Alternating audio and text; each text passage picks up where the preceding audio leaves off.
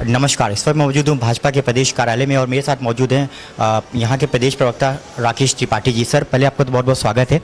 आज 14 अगस्त है, भारतीय जनता पार्टी जो है वो विभाजन विभीषिका दिवस मना रही है, इस पर कुछ क्या बोलना चाहेंगे आप? देखिए, एक ऐतिहासिक तथ्य है, यह सत्य है कि 15 अगस्त की 1947 को जब हमें देश की आज़ादी मिली तो इस देश की आज़ादी की बड़ी कीमत हमको चुकानी पड़ी थी।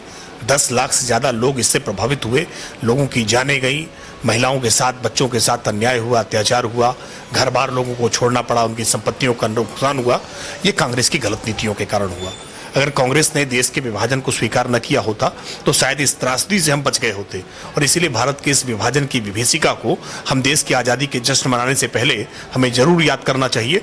हमें इस देश के इतिहास से बहुत सारी ऐसी घटनाएं हैं जिनके सबक हमें हमेशा याद रखनी चाहिए कि कांग्रेस की जो नीतियां तब थी वो नीतियां आज भी अभी भी किसी न किसी रूप में है।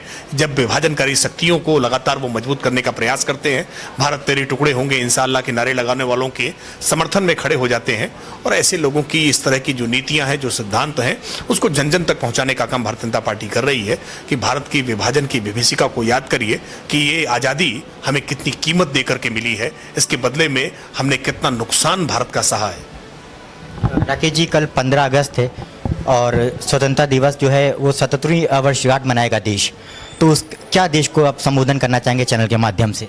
देखिए, भारत इस समय आज़ादी के अमृत काल को इस समय मना रहा है। आज़ादी का अमृत काल देश ने अपना स्वाधीनता हासिल करने के बाद और इस स्वाधीनता में कितने लोगों के बलिदान हुए हैं, कैसा संघर्ष हुआ है, ये सब कुछ याद करते हुए और जो गुलामी के कालखंड की निशानियां थी उनको मिटा करके पूरे स्वाभिमान के साथ भारत आगे बढ़ रहा है।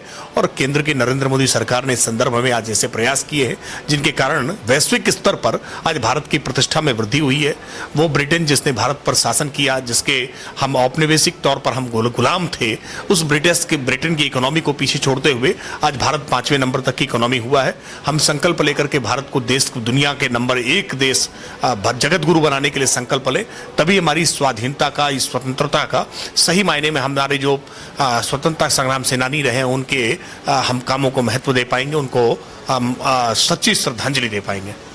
सर, आपने इतना समय दिया उसके लिए बहुत बहुत धन्यवाद और स्वतंत्रता दिवस की आपको बहुत बहुत शुभकामनाएं। जी, आपको भी बहुत ढेर सारी शुभकामनाएं। ये थे हमारे साथ में भारतीय जनता पार्टी के मुखर प्रदेश प्रवक्ता राकेश त्रिपाठी जी, जिन्होंने 14 अगस्त और 15 अगस्त को लेकर के देश को संबोधन किया। कैमरामैन उमंग के साथ Avinash Verma, public live news, Lucknow.